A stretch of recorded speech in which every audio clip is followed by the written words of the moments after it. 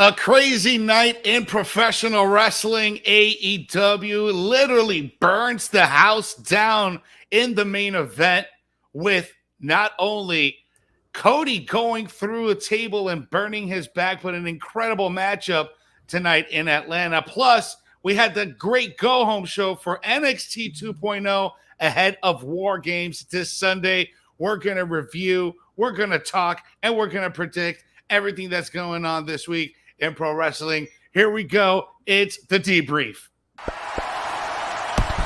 out, watch out, watch out, watch out! What's up, everyone? It's Jose G. It's Rico El Glorioso. It's time for the debrief here on Sportskeeda Wrestling.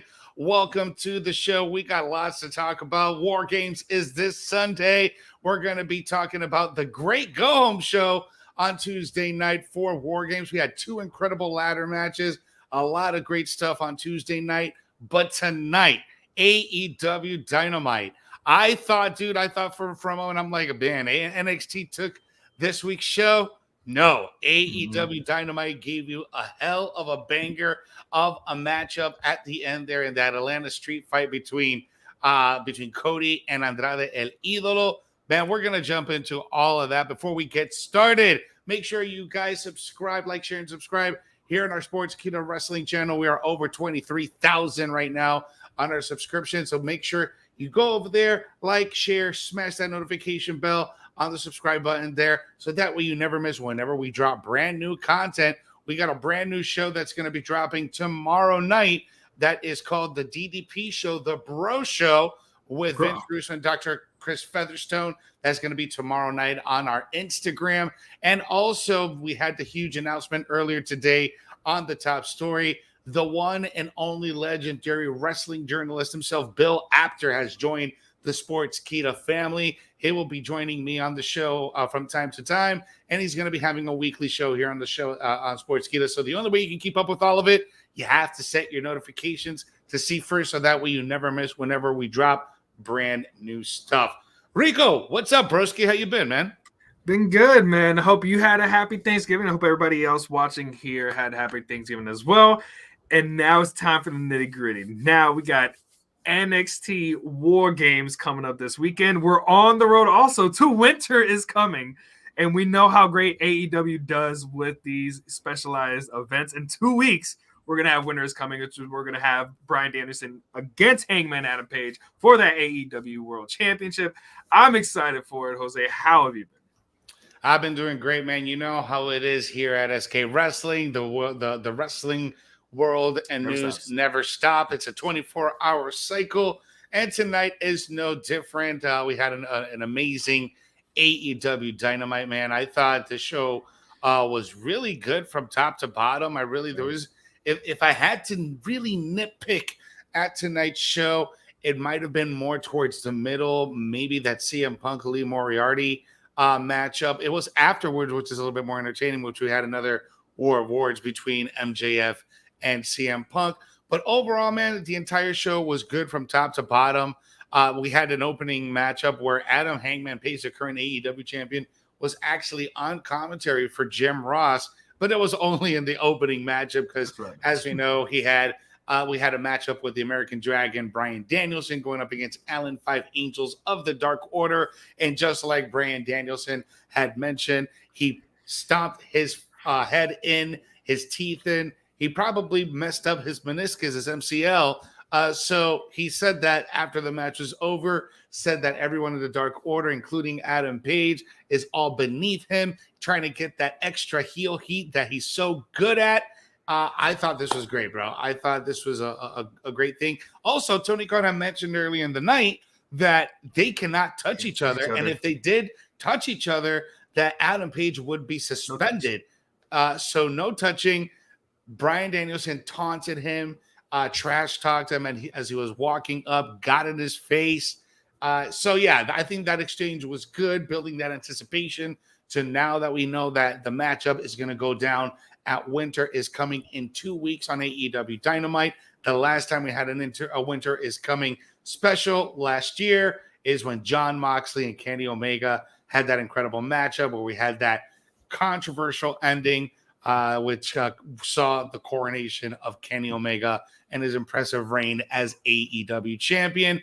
Thoughts on this, Rico? Hangman Adam Page, Bryan Danielson. Are you getting hyped up for this matchup? Oh, absolutely. This is some of the best work that Bryan Danielson has done in his career. And it's because, again, we talked about it last week. He gets to play up himself. Like, he is a professional wrestler, one of arguably the best professional wrestlers who have ever done it. And now he's using that as fuel to give, to really push over his heel character, which is, like he said, he is, kind of out of the league of one Allen 5 Angels. He is above and beyond John Silver, who he is going to be facing next week, because just like you mentioned, as Tony Khan was saying, you guys can't touch each other this week. John Silver came out to make the save, trying to stop Hangman from getting suspended. It's like, you can't touch him, but I can. And he tried to go after Bryan Danielson, who ran away. But as we heard earlier in his promo, next week, they're going to be in Long Island. And John Silver's from Long Island. So it's going to be Bryan Danielson versus John Silver. Johnny Hungy, I hope he's hungry for some feet, because he's going to get his face kicked in. He looks so funny when he's running down to the ring. I just see this ball so of muscle. Stocky. Yeah. He just looks so hilarious when he's running down to the ring. Like, Bryan Danielson, he's like, I'm not gonna waste my time with you. I'm above you. You're not in my league, which he isn't. But they're gonna put on one hell of a match next week. I just love how they keep adding on to the storyline, and again, just as he's knocking down each member of the Dark Order, it just adds more and more to this storyline, which we only have 2 weeks away. So next week is the go home for Winter is coming. So this is going to be the last match that Bryan Danielson is going to have against the Dark Order member before he faces Hangman Adam Page for that AEW World Championship. I'm excited, man. It gets me hooked every single time. And give that mic to Bryan Danielson. Money. He has been money since he has become the number one contender for this title. Keep doing this. Keep beating everybody down. Keep grabbing the mic afterward, running everybody down. I love it. Yep, it's right there. Yep, just like CRC is pointing out right now. I have it on replay and on mute in the background. We see that incredible promo going down right now. But yeah, man, I thought it was a good way to open up the show.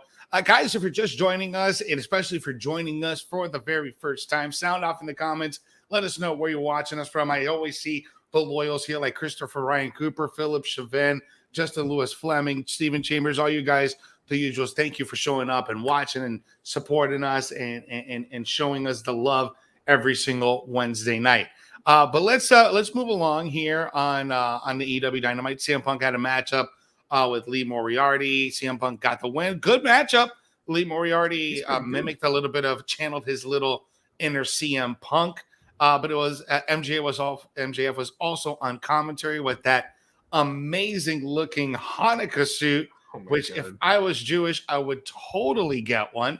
I already have a Santa / Christmas blazer, which I will be debuting later in the month here on the Debrief, usually in the month of December. Earlier today, I had my Christmas AJ Styles sweater because it is December 1st. But I'm going off topic here.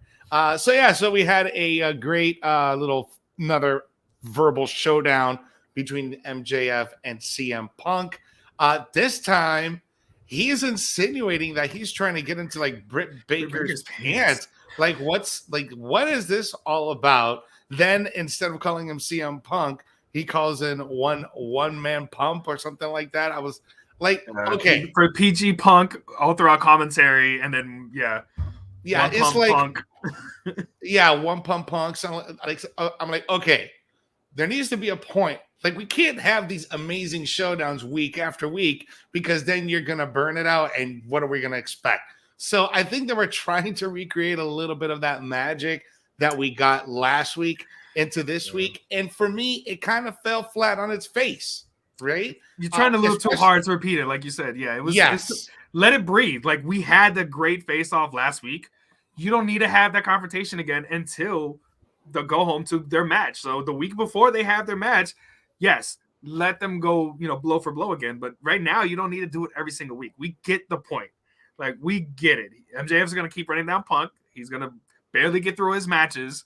And that's what MJF is going to do. He's just going to talk about how he can barely beat QT Marshall, how he barely beat Lee Moriarty, because there was a few times where it looked like he was going to get a 3 count, and Punk kicked out very, very late.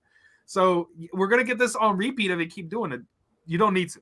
These guys, just save it to right before they have their matchup, and that's what's going to make it feel more special. Guys, we got to keep it PG up in here, but Philip Shaman is wishing to shove that diamond ring up MJF's rear end. So let's one pump chomp. One pump chomp, man. So yeah, so again, I think they were trying to recreate a little bit of that magic that we got last week. I think they were trying to reach for it a little bit too much. And for me, I don't think it really worked out. I think you can back me up on that. But overall, man, I think what they're doing is fun. We'll see how this works out in the next few weeks. I don't know if they're going to have a matchup at Winter's Coming or if they're going to extend this all the way out into Revolution. So we'll just have to keep our eyes out for here. A couple quick notes here. Backstage segment with Tony Schiavone and Britt Baker that she's still upset about losing to Riho and winning an opportunity to her championship. Riho will face Jamie Hayter before her match with Britt. Then we have another segment with Adam Cole coming out on commentary. Orange Cassidy comes out to confront Cole. Then the Young Bucks sneak up behind Cassidy, gets hit with a low blow, and then the Super Click starts mocking Cassidy with doing their own version of his those slow kicks until they both ended up really kicking them in the face. So this looks like it's going to lead up at some point. Orange Cassidy versus Adam Cole down the line, or maybe best friends versus the Super Click. I don't know. But so we got that. Then we got a squash match. Mr. Mayhem Wardlow just eviscerating AC Adams. Oh, no. And then Spears, the chairman, comes right after the match. He just assaults AC Adams with the chair. He just breaks the chair on his back. And Wardlow's just looking at him like, I already took care of this. Like, why did you need to do this? He just powerbombed him, 3 or 4 times already? Like, poor AC Adams was dead, man. Stop. He's already dead. Like, it was just a poor beatdown on poor AC Adams to really put over Wardlow, who also got into the face of CM Punk because, of course, as MJF and CM Punk were sparring, CM Punk came out of the ring and was going to attack MJF, but Wardlow comes out. So I wouldn't be surprised. And Steven Chambers said in the chat, we might see Wardlow versus Punk. Like, that would actually be a solid match where somehow Punk miraculously gets, he gets the win because Wardlow tries to do something nefarious with MJF. Punk gets the win to really even add on the fact that CM Punk might actually get the win over MJF. I don't think he is, but you make it more believable if he can beat Mr. Mayhem Wardlow in a match before he faces MJF. Yeah, man. And let me say something real quick about MJF, bro. Not MJF, Wardlow.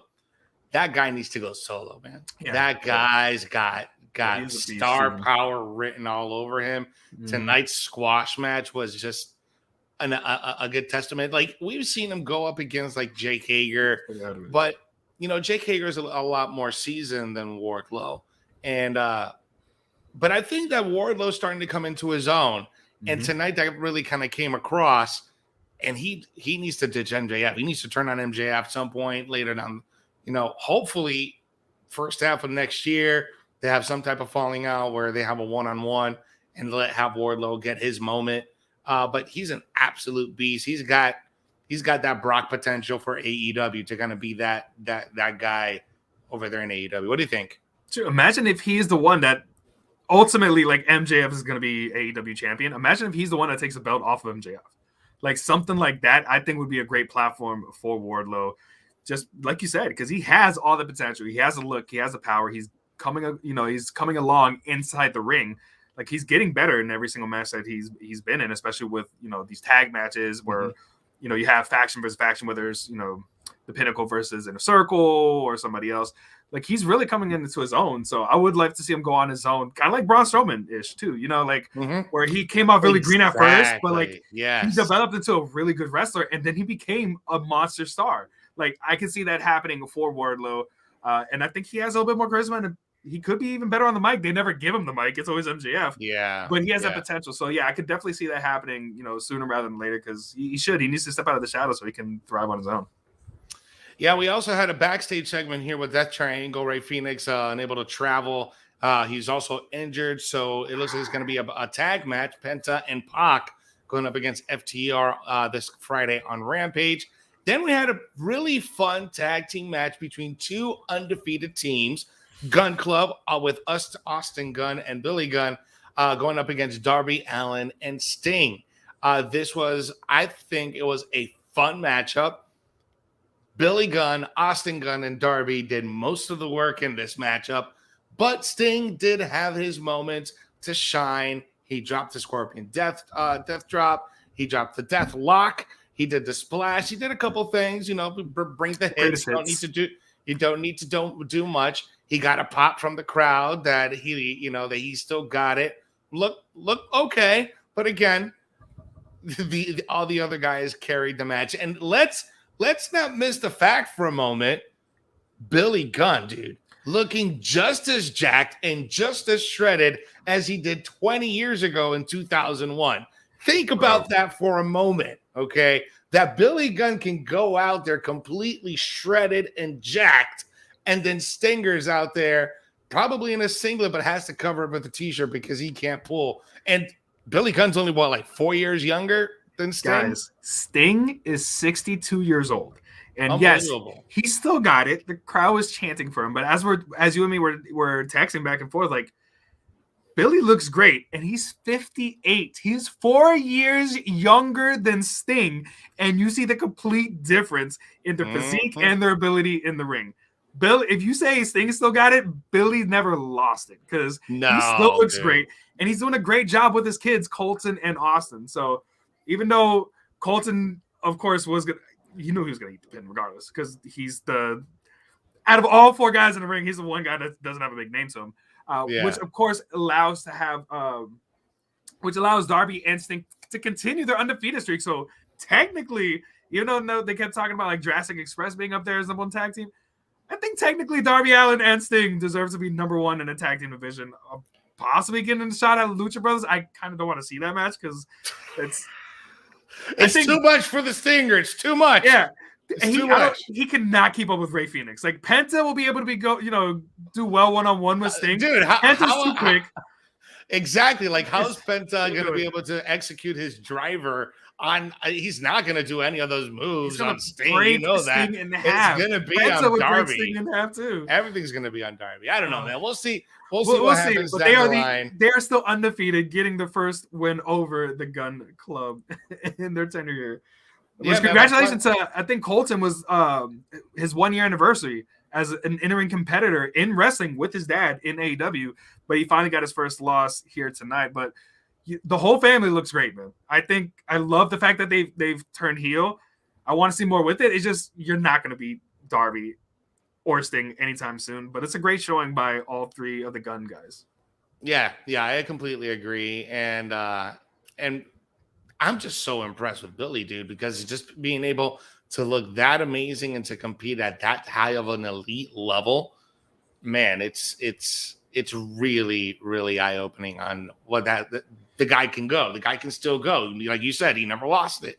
So, yeah, man. We have Darby with him, bro. Real quick, that's why you have Darby and Chris Walters brought out here. The cut on his head. He did those two suicide dives to the outside like a speeding bullet. I think the first one is where he clipped Austin on the elbow as he came out, which is why he got cut on top of his head. He didn't care. He got up and he did another one right after that. And he, like you said, he hit Billy, turned, almost landed on his feet, but he had so much momentum that he spun backwards. This kid is insane. That's why you need to have him with Sting, because we love Sting, but Darby's going to take the brunt of any matchup that they have against each other. So, quick side note on Billy Gunn here. Did you see that part where Billy Gunn started just busting the sucket and the chops on Sting, and as soon as he went, bro, they cut that camera quick to get that close up on Sting, because that's like a copyright thing. So there was like, oh no, he's about to do this. No, cut that camera. I thought that was hilarious. Nope. We can't afford the DX chop. We can't afford that.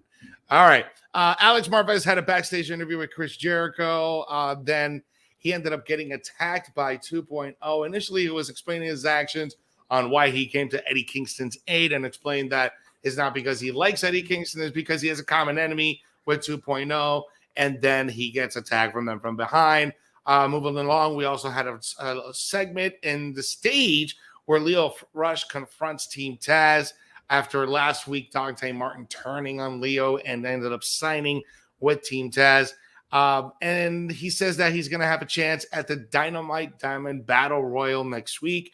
And we'll see, because Team Taz, especially Taz himself, started busting out some Steiner math about having a 125% chance of winning. I'm like, the hell are you talking about, bro? But Leo, all I need is 1%. I need 1%, and I can still win. Okay. Yeah. Man, let's talk about this incredible matchup in this TBS tournament quarterfinal. Chris Statlander, Ruby Soho absolutely killed it and brought the house down. Chance for AEW, which we don't hear a lot these days unless there's a really good match and they start chanting AEW. We got an AEW chant, and I got to tell you, this women's division has improved over this last year, and Soho has definitely made it a lot better since her arrival to this brand. Mm-hmm. I thought this match absolutely killed, and not only that, but nobody looked weak in this match because of the finish. We had a quick, desperate inside cradle roll up where Ruby got the pin. It was a surprise pin for Chris Statlander.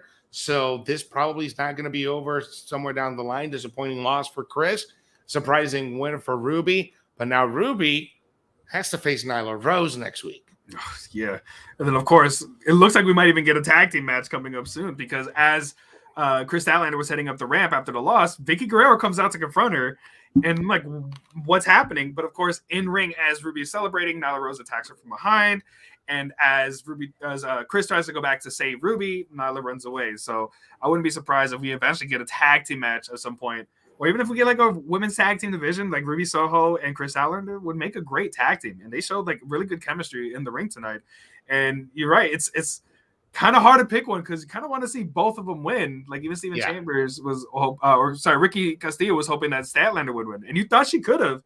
She wouldn't, especially when it looked like she was going to hit Big Bang Theory. But that was the opportunity that everybody was looking for, getting that roll up, getting the win. And now it sets up the semifinal matches. So we are going to be having Nyla Rose versus Ruby Soho. And on the other side, we're going to get Jade Cargill versus Thunder Rosa. So there was a quick segment backstage where one of our friends, one of the female competitors that we've covered years ago, Janae Kai, has answered Jade Cargill's open challenge. So we're going to get to see her face off against Jade Cargill on Friday, which now that Chris Jericho is injured and he's not going to be on commentary, Thunder Rosa is going to be on commentary for one match on Rampage, and she has selected the match of Jade Cargill versus Janae Kai. So I'm excited to see what Janae is going to bring. We got to see her in Bloodsport when we were there in Tampa for WrestleMania. She's gotten a lot better. She was on, IPW's top 500 good women's wrestlers. Like she absolutely killed it in GCW at Bloodsport. She absolutely killed it. She beat that girl with a spinning kick knockout. That was absolutely great. Janai, if you haven't checked out Janai Kai, check her out on YouTube. But she's going to have a one-on-one matchup. I think it's on next week, or is it's going to be Friday? This Friday Rampage against Jade Cargill. So this is going to be an interesting matchup. And just like Steven Chambers here, Jade Cargill versus Thunder Rosa, and the other semifinal match is going to be another interesting one too. So I think they've done a great job with this tournament so far. I'm excited to see how this TBS Championship tournament is going to end. But we have two good matches to look forward to coming up soon. But man, let's get into this main event, man, because at least a little bit more in detail, because this Atlanta street fight, we had the Homelander himself, Cody Rhodes, coming out with the long Undertaker intro with that Homelander outfit. Poor Arn Anderson slipping off the ramp. I had a small heart attack when I saw him fall down, because it looked like Jose the intern was going to pretend to hit him, but he slipped. So he went from pretending to go and picking him up, and then to brawling, and then having Arn chase him away. So I hope Arn's okay. I hope he played it off really well. But he needs to pay attention where he's standing, because that's twice he slipped so far. Hopefully he's okay. But from the get, man, this was a great matchup. I loved Andrade's gear for it. Instead of the traditional jeans and the t-shirt, he had the button down, the tie, the slacks, the dress shoes, and coming out in. And he comes out with a blade, dude. He comes out with a big ass knife. And you hear the commentary team, they're like, what in the world does he have in his hands? I thought it was great. I thought that was good. This matchup, though, the entire matchup was unbelievable. I mean, we had shovels, we had sledgehammers, we had Jose getting hit. He got tased. We had fire on the table. Poor Cody, man. Cody, guys, y'all need to put some respect on Cody's name now. Yeah. For this guy's going out there and putting his body through this burning table, getting second-degree burns with the vinyl being embedded into his back for your entertainment, for your guys to just boo him? No. Y'all need to give him the respect that he deserves tonight. He definitely did it in Atlanta. Dude, I think he absolutely killed it tonight. Andrade also did a spectacular job tonight. Both of these guys absolutely did an amazing job.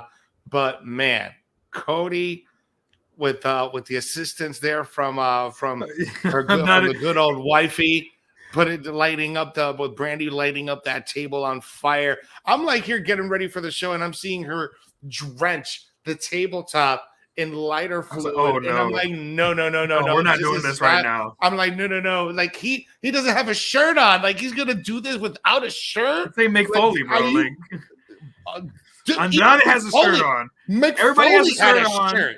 But Cody didn't have a shirt. Cody went bareback in through that table that was completely lit on fire. Man, I'm just so surprised that Brandy even agreed to doing this. Oh, yeah. Must have my husband on fire? Yeah. No, we swear it's going to be okay. It's going to be far enough away. Somebody else brought it up in the chat. She put the table a little too close, which is why Cody had to go like legitimately all the way through that table on fire because of how close the table was. And Ricky Castillo was pointing out, like, he was still on fire. The commentator said he is still on fire. Luckily, Andrade saw it, put it out. Like Ricky. So, no, it's okay. He's still on fire. He's still on fire. Wait, go ahead and pin me. Like, still, guys, man, put the respect on Cody's name, my guys, for real. Because if I hear you guys in the crowd boo again next week or this Friday or whenever he comes back on TV, I don't know when he's going to come back after getting those burned. But anyways, I am going to have the biggest of rants on next week's debrief, okay? Because this guy is pouring out his soul on national TV and putting his body on the line that can possibly end his career in this matchup tonight. He deserves the respect. It's not gonna like him or hate him, he deserves the respect. You can cheer, you can boo, you can do that, but don't just boo because you hate the guy. Brock, Jordan T5, Cody is the Human Torch.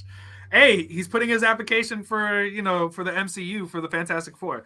But Jose, it's you know what's like, it's not on me watching this. Even after this, he's essentially hit John Cena, Kurt Angle levels, where it's not going to be booing him to boo him. It's going to be booing him just out of love.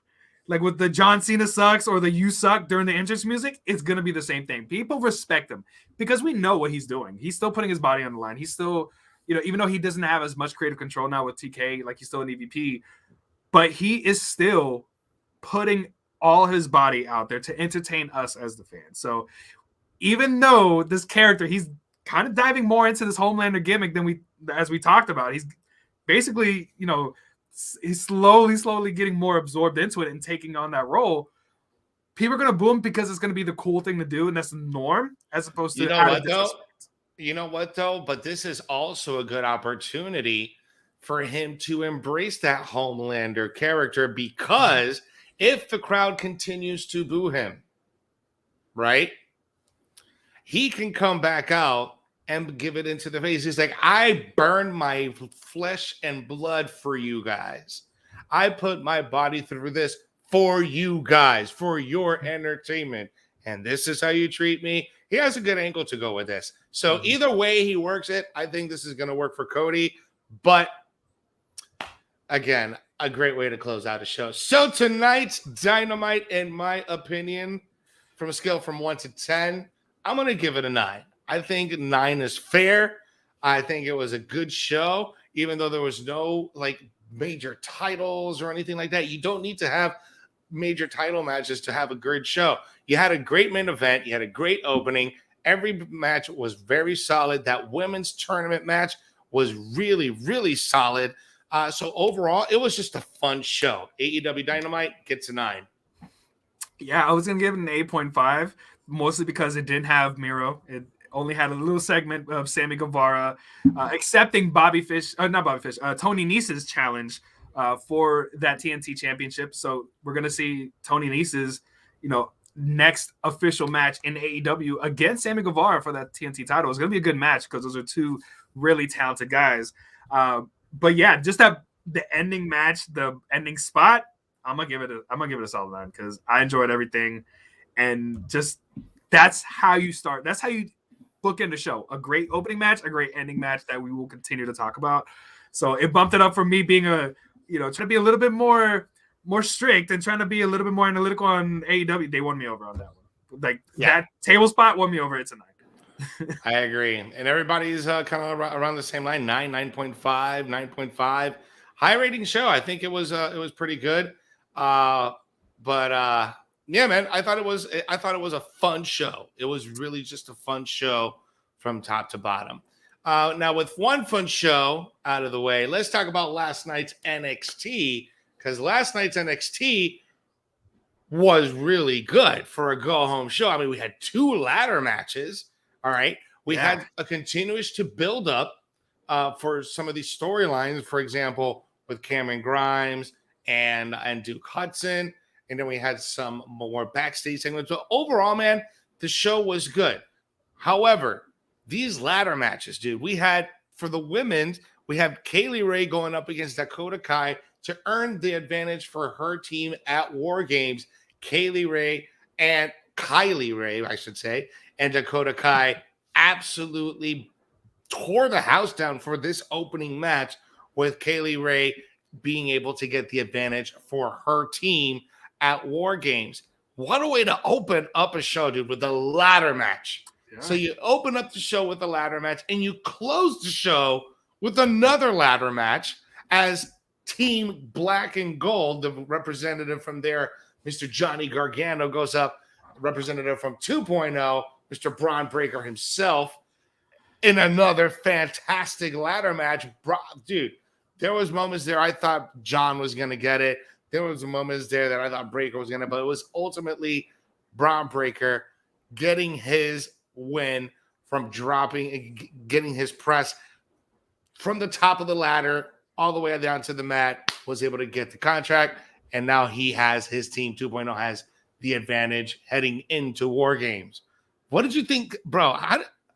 What did you think of a show opening up with a ladder match and closing with a ladder match? Oh, this is exactly what they needed to do. Like, we're getting to the go-home show of War Games, and how much have we complained about it being, the match being justified later on as opposed to feuds happening to justify the match. So now they've actually done a great job of really kind of just tying it all together, finally getting some momentum heading into these 2 matches. And they did it in a great way by having both advantage ladder matches the same night, bookending the show, showing people that may not have been too familiar with Kaylee Ray, who is the longest reigning NXT UK Women's Champion, going up against, Dakota Kai, who is close to becoming NXT Women's Champion, and showed why she deserves to be hanging here in NXT proper instead of NXT UK. Like, she can throw down.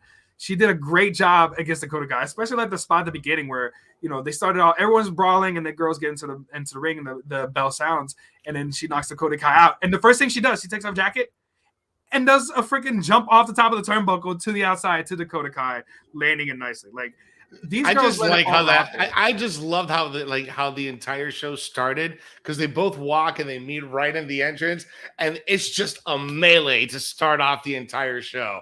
So I thought it was fun. It was a fun opening, dude. But that closing with Braun Breaker, bro, Braun Breaker, that kid is destined for something big. That guy, man, unbelievable job he did against Johnny Gargano. And Johnny just made him look even better than normal, dude. Like, he did some impressive stuff with Johnny when he had him on top of the ladder on his shoulders. Granted, it looked like it was a bit of a slip, and they were able to like play off of it as to make it look happen. That still looked like a fantastic spot. It looked like he was about to like press slam him with the ladder and didn't get able to do it. But yeah, like the ending segment where he was able to just pull Johnny right off the ladder, grab him right into the power slam, looked amazing.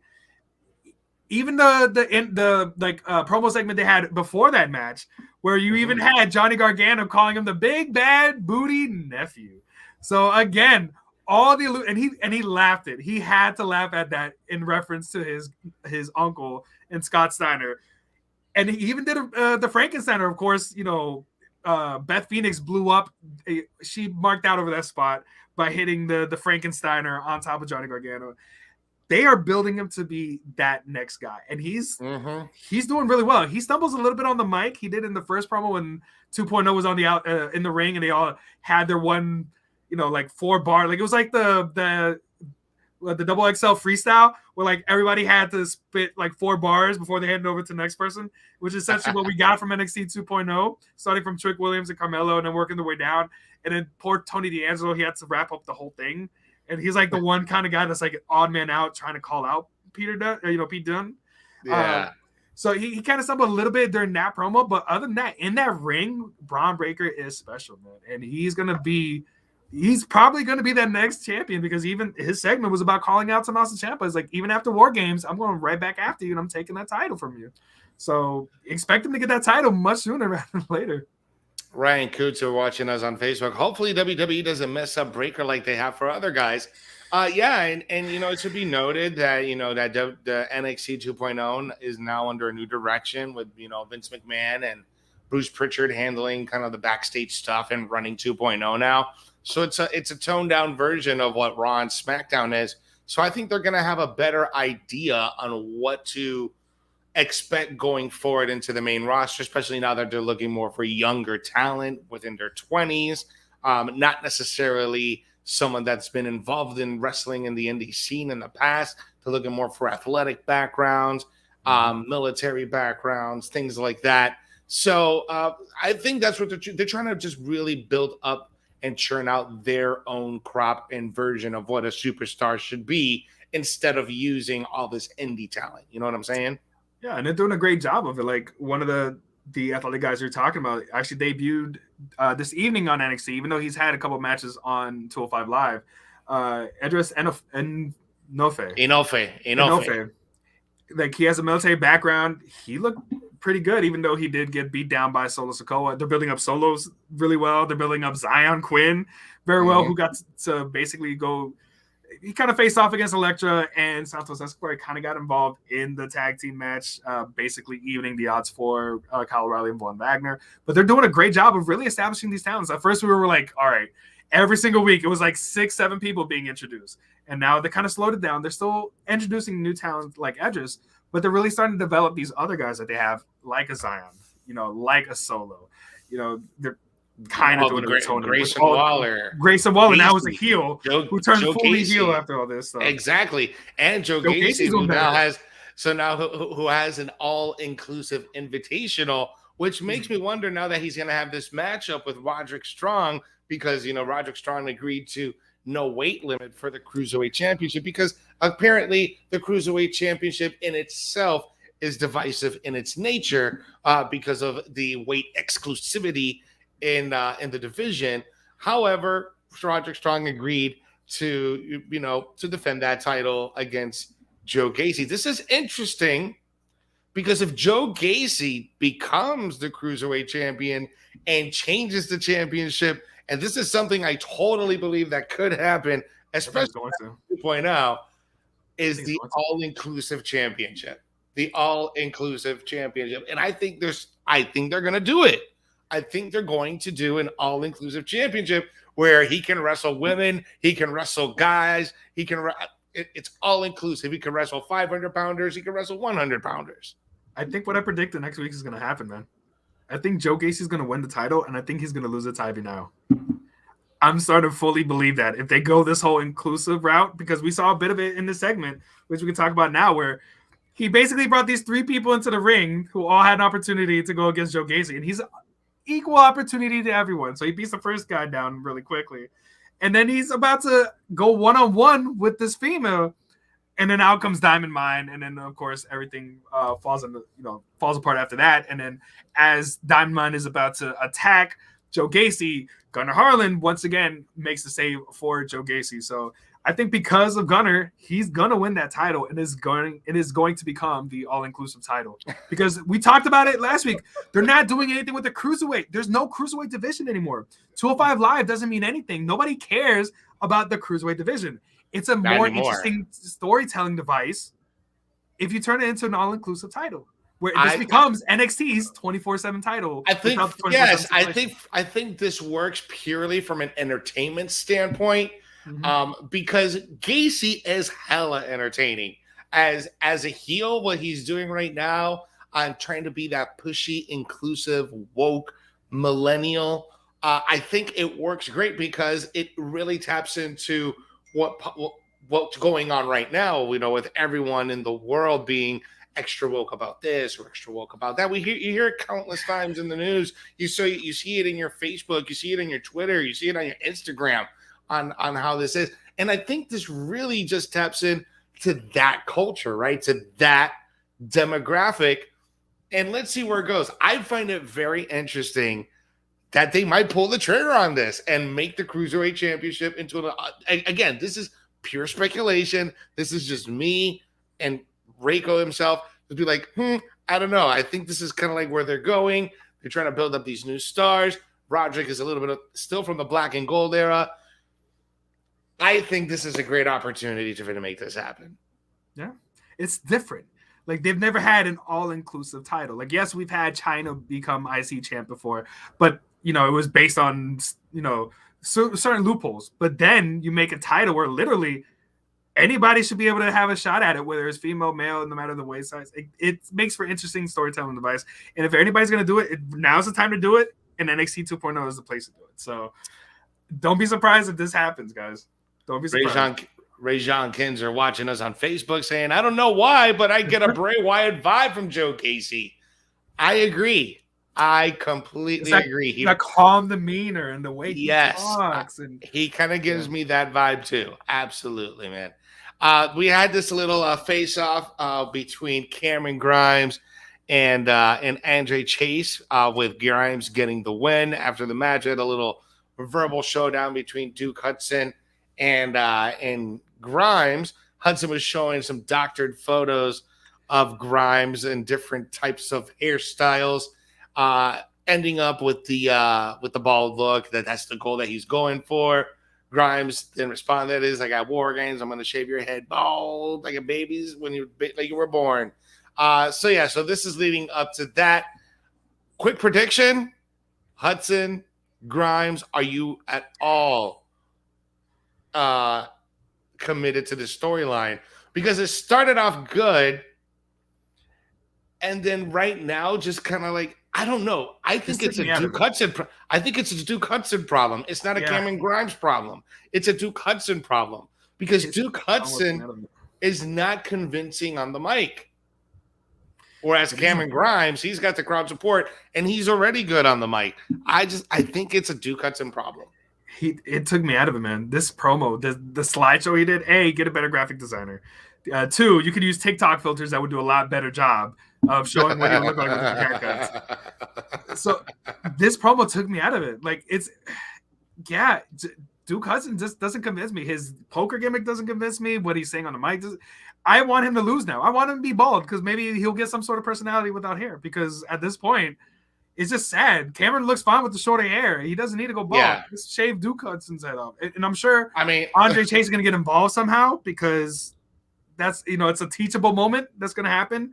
But it's probably going to, work backwards and actually help Cameron Grimes as opposed to hurt him. Most likely is what's probably going to happen. But yeah, this took me out of it, man. Like, I'm not sold on this match right now.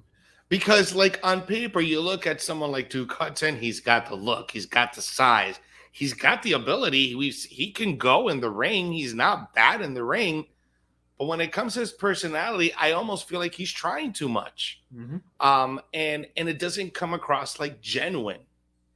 When you have someone like Cameron Grimes, who's literally wearing his emotions on his sleeve and being real, at least his character's being as real as he can be. See, the thing is that when you're having a character, you have to be able to identify so that the audience can identify with you and grab onto you. And I don't think anybody has been able to either identify or be like, I really don't like this guy. And that's a problem because he wasn't getting reactions. He wasn't getting any boos or yays. And that's a problem. If you're getting boos, that's good. You're doing your job. But the crowd was just like, shut the hell up. We don't want to hear from you. He was doing better with the Dookie chants when he first came out. So right now, they need to find something, like you said, to have people latch on to them. Because I can't relate to being, a poker guy who's hosted a game where I got swindled out of $10,000 by a guy that pretend like he didn't know how to play poker. That's not relatable to me. I've never done that before. So Duke Cousins just coming off as just a smarmy dude that's just not believable. And you're right. He's like not even being heelish enough to make me want to hate him. He's just boring to me. Exactly. That's the I don't thing. hate you. I just don't want to see you. It's like I don't hate you, bro. But it's like you're not making me get any emotions. You're not making me want to boo you, but you're not making me want to cheer for you either. It's like you need to figure out how to capture my attention than just by showing me some doctored photos of your opponent next week. Like. You got to do something. You got to do something a little bit better, Duke Hudson. Figure that out because you got potential, but you need to figure that out. We had a tag team matchup. Kyle O'Reilly, Von Wagner, going up against Legado del Fantasma to earn a title shot against Imperium at War Games for the NXT tag team titles. And looks like the oddball team's working WWE because Kyle O'Reilly and Von Wagner got the win against Legado, and Legado yet again being denied their opportunity for the NXT Tag Team Championships. But the newly formed team of Von Wagner and evolved version of Edge. Should we call him that? Should we call him the Broly version of Edge? Apparently, that's what they're trying to make Von Wagner come across as, but. Yeah, the oddball pairing gets the win, and they're going to be facing Imperium, which I really hope Imperium beats the snot out of these guys. I do too. Because, especially when they came, when Imperium was doing the promo backstage, and they got in their faces about him, and they call him, stupid, and you're like, I love what Imperium's doing, especially when they start speaking in German and Italian. German and Italian? Oh, I love it. And they do it on purpose, and let's speak in English. So these Americans can understand this. Tim Hudson, great. Take a lesson off of Imperium. Find a way to make me hate you that makes me eventually like you. Oh, God. So hopefully these guys retain, especially with the rumors that Walter might be making his way stateside. Now he's more open to coming across the pond over here to the U.S. So hopefully this is going to be, start of that, of something even more special with him coming over. But yeah, I mean, congrats to Kyle and Vaughn, I guess. But yeah, it just sucks for Legado again being denied another shot. We got to see the MSK videos still continue on. So for 5 weeks, they've still been trying to find the Shaman. Even the GPS had to yell at him for not being able to follow simple directions, not knowing your left and your right. But what do you think the Shaman is? Oh, bro, come on. Yeah, right? It has to be. It has to be. That sound that played as they opened the door, it sounded like the beginning of One of a Kind. The first thing I thought of when I heard that. One of a Kind. That's the first thing that came to mind. Please let it be. I'm hoping. Listen, it makes so much sense for their characters. And you might get you invested. You might actually be invested in MSK if they have if they have RVD as their manager. I just might be invested in MSK. All right. I will take back every single word I said about MSK if they have RVD along with it. But what if it's not RVD? What if it's someone like the Godfather who's heavily invested in that industry right now? That'd be a good one too. Yeah. Even Chambers putting out some suggestions. It could be Marty Jannetty. Even though he's been doing a lot more work on the Indies and with AEW, might not. It could be the Road Dogg himself, Jesse James. That's another good one. I just hope they just don't have it as some no-name person. It can then be like, Oh, okay. You had, all this build up for who? For this guy? For Joe Schmo over here. When you can have RVD, who's going to be, in the Hall of Fame, WWE Hall of Fame, it makes perfect sense to segue him in there. And the defense is, remember, guys, this is NXT 2.0. We're focusing on the new talent. Well, how the hell am I supposed to have this whole entire buildup for you to just debut a new face that's supposed to be a Shaman? It better be RVD. I'm hoping it's RVD. Well, Eric Calavera saying, or it could be Riddle. It could be Elias. It could be Riddle. Riddle's already up as it is. Dude, all right. If the Shaman is Elias, I will mark out. Okay, because I think that will fit him perfectly. And if returning to NXT works wonders for Finn Balor, and if it's working wonders for Mandy Rose, should only do nothing but wonders for Elias. Because one thing that we all know that WWE stands for, walk with Elias. But we'll see. It looks like next week we are going to find out who the Shaman is. So hopefully it turns out to be somebody interesting. Otherwise, they're still going to hopefully continue working on developing these new guys. Like we saw Solo Sikoa again, like we talked about, defeat Edris Enofoy, who again, Boa is still figuring out his newly acquired Mei Ying powers, because he confronted Solo during the interview, speaking in Chinese. And then after the match, after he won, he attacked Solo. So it looks like we're probably going to get Boa versus Solo, if not at War Games, probably, next week on 2.0. So I don't know. I'm not completely sold on the new Boa character. I guess somebody had to get the new haunted character now that Alexa Bliss is off for a little bit and Bray's not there. So it's Boa, apparently. He is the new haunted superstar. But we also got to talk about Indy Hartwell and Persia Pirotta. Persia Pirotta continues to be just the powerhouse of this tag team, because Indy still can't get her head in the game, because now apparently Dexter disappeared from the hospital because she got a call from the doctor saying, Dexter's gone. He left. He disappeared. So yesterday I spent about 5 or 10 minutes explaining what's going on with Indy Hartwell and Dexter Lumis and Persia Pirotta to my wife, because she was asking me, what's going on with Index? So I had to break it down for her, right? And then she was asking me, well, why isn't Indy Hartwell being featured on these matches, and why isn't she being put? And I'm like, well, she's taking a little bit backseat because I think they're trying to push Persia right now, trying to, put a little limelight on her. Mm-hmm. But I think they're trying to use Indy Hartwell more of an entertainment capacity, because she just does such a great job carrying the story, not only behind the scenes, but in the ring as well. Like when she heard about the story, when she heard that the doctor said, "Oh, your husband's not in the hospital, he's missing," she's just devastated. And she's in the ring just completely I'm going to tag.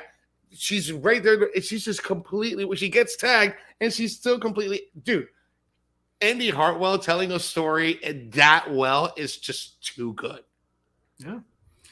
They saw how good she was doing with the whole relationship storyline, and they're still going with it because they found a niche that really works for her. And they're at the same time, they're developing somebody else in Persia, because eventually she's going to snap on Indy, and she's going to be, the big strong heel in the women's division at this point. So, which is completely fine, because they're doing a great job building her up. But yeah, Indy's just done a really great job character-wise. It's just keep it going, until they actually have some sort of payoff with Dexter whenever they bring him back, especially now that Dexter, the show, is returning, is coming back. So it now kind of plays off of, maybe that's why Dexter disappeared. Maybe he's on the Dexter show. Who knows? But we'll see how this continues to play out. But Persia continues to look dominant. But man, just like you said, we started off the show with the ladder match. We ended this ladder match with the ladder match. Johnny Gargano and Braun Breaker. Braun getting that win for 2.0. Killed it. It's going to be prediction, two good prediction. Black and Gold or 2.0 gets the win on Sunday night. Oh, God. It should, without a shadow of a doubt, be Black and Gold. It's gonna be 2.0, because this is what it is about. It's building NXT 2.0. Braun Breaker is gonna get the big win. If not, it's Carmelo Hayes, but it's gonna be Braun pinning Tommaso Ciampa to really establish why he should once again get another shot at Tommaso. I'm gonna say, I'm gonna stay loyal to my black and gold, even though I know that 2.0 is gonna win. I'm gonna stay loyal to black and gold, and I'm gonna say that black and gold's gonna win. But this week's NXT, bro, fire, good show, good go home show, solid 8.5 on my end. Nothing crazy, like fire on a table to get you that 9, right? Yeah, you're not gonna get that extra point. you're not gonna get that extra half a point. But solid 8.5, great go home show. What about you? I'm gonna give it an 8 just because, again, the 2.0 promo in ring to me came off kind of sloppy. It was weird. Grayson Waller turned this hard heel turn because these guys are being built now as the heels heading into this War Games match, and it felt kind of all over the place, especially with the again, like it felt like a freestyle where they all try to drop those 4 bars and give the mic over to the next person. That and the Andre Chase, the Duke Hudson segment, like that's what killed it for me. That took a point off because again, it looked amateur, it was boring, and it didn't get invested. So that's why I give it an 8. It was still the ladder matches really saved the night for me, but those segments kind of knocked it down for where it could have been like a 9 or an 8.5, like we have for AEW. Knocks it down to an 8 because it just. That was the one hiccup that kind of really just took that step back. I agree. I think you hit it right on the head with the Duke Hudson segment. I wasn't really Grizzled Young Veterans. What the hell are they doing, Grizzled Young Veterans? So. Dude, like, my God, you have like one of the best teams in NXT UK, and then they're relegated to stealing titles and doing stuff backstage. It's a sensitive operation. I don't want to put this out there, but don't be surprised if they're included in that next list of Send them back to UK, bro. Like, don't do them that bad. At least send them back to NXT UK. At least. All right, guys, that does it for our show. Before we head out, we got 7.5 from Stephen Chambers and an 8.5 from Christopher Ryan Cooper. We thank you so much for hanging out with us here for this last hour here on Sportskeeda Wrestling, here at the Debrief.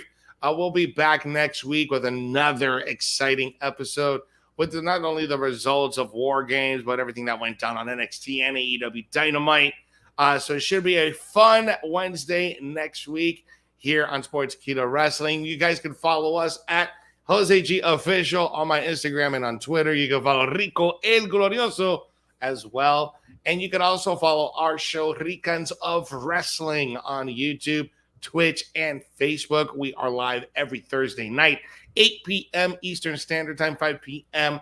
Pacific. So make sure you go ahead and like, share, and subscribe to our channel over there on YouTube and on Twitch. And, of course, here on Sportskeeda Wrestling, we've already reached over 23,000 subscribers.